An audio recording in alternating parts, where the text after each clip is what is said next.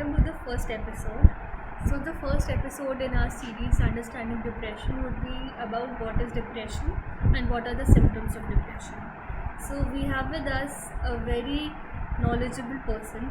He is a counseling psychologist, Mr. Sanjay Singh. Welcome, sir. Um, he is also a soft skills trainer. He's been working with various organizations. He has immense experience in the field of psychology, as well as he has immense experience in life. He's traveled in almost every state of India.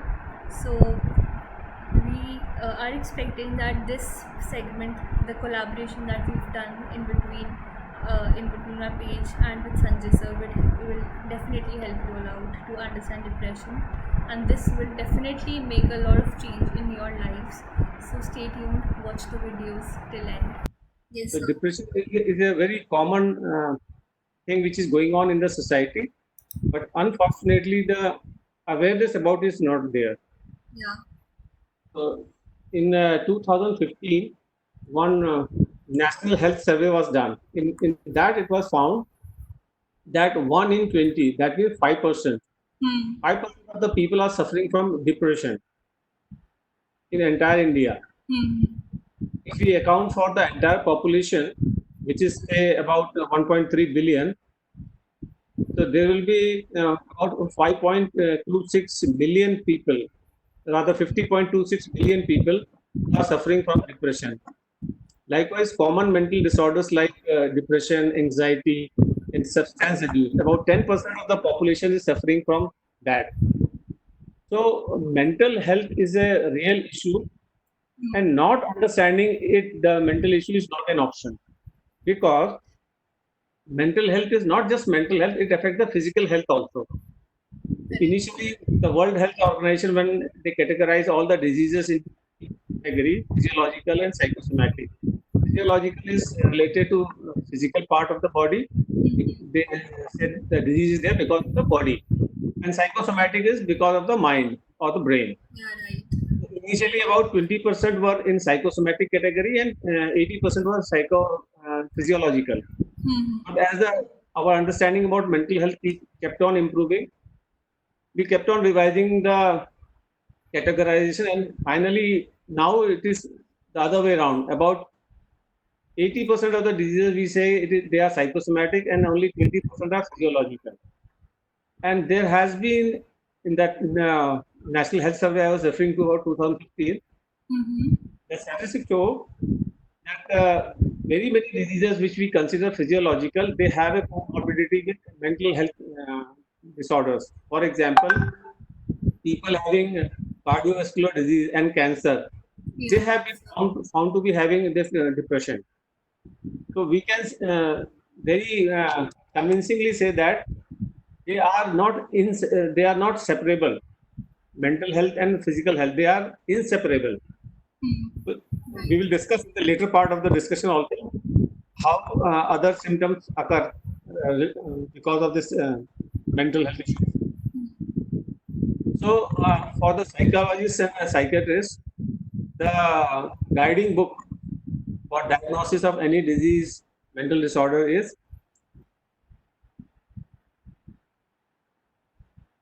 very many revisions of diagnostic and statistical manual. The latest one is DSM-5. In short, it is called Diagnostic and Statistical Manual. Is called DSM. So DSM-5 is the latest one. So Yeah. as per the DSM-5, the for a person to be diagnosed with major depression, the person has to have person has to fulfill six criteria, Hmm. five criteria mainly. Until all the six criteria are matching, we cannot say the person is having major depression. So one by one, I'll go with the symptoms. The Yes. first one is I'm going to state eight different symptoms. Out of these eight symptoms, at Yes. least minimum five symptoms should be there present in the person. Okay, sir. The first, yeah, the first one is depressed mood most of the day or nearly every day. So these all symptoms which I'm going to talk about should be present in the last 2 weeks. So the diagnosis for major depression can be done only if the person is having these symptoms for at least 2 weeks. Minimum is 2 weeks. Okay, sir. So the first one I said depressed mood most of the day or most nearly every day. Okay. Second is the person becomes disinterested in the things which he or she was earlier interested. It could be movies, it could be games, it Anything. could be party, it could be anything. Earlier the person was interested, now he or she is no more interested in those things. This is the second symptom. Third is significant weight loss, or it could be weight gain also. Okay. So how do we decide whether or not the weight gain or weight loss is significant? Is whatever the person's body weight was earlier, if the change is 5% or more, then we say it is significant. For example, if a person is having body weight of say 80 kg, so 5% would be 4 kg. So within a span of 4 weeks, if a person is gaining or losing 4 kg without any valid reason, suppose a person is fasting or doing exercise or whatever, and if the person is losing this weight, then it is not considered. Without any valid reason, the person is losing or gaining more 5% or more of the body weight, then we say yes, there is a significant weight loss or gain. Then insomnia or hypersomnia means too much sleeping or too little sleeping. Now, The normal if the sleep rate. yeah, what was his or her normal sleeping time? So it is symptom. Then psychomotor agitation or retardation. The person physically is either too agitated or too slowed down because of major depression. It could be both ways. Then sixth symptom is fatigue or loss of energy. The person feels too tired, or he or she feels there is no energy to do anything. And seventh symptom is the person is having a feeling of worthlessness or excessive or inappropriate guilt. For example, something goes wrong in the house or in the people around him or her. The person will start blaming himself or herself. Everything went wrong because of me, something like that. This is also another symptom. And then the eighth one is recurrent thought of death. So it is not just fear of dying. The person is having suicidal ideation also. We all have fear of death. That is a normal thing. But the person starts having suicidal ideation also, and he or she may attempt suicide also. Okay. So out of these 8 symptoms, at least 5 should be present for minimum of 14 days. Second thing is, which is very important, only having these symptoms is not enough. These symptoms should be clinically significant for distress or impairment in social, occupational, or other important parts of life. For example, the person is unable to interact with people anymore because of these symptoms, or the person is not able to work whatever occupation he or she was having, or there is any other significant important area of functioning which he or she cannot do. For example, it is very common for a person having major depression to suppose the person is married, so he or she may lose interest in sex.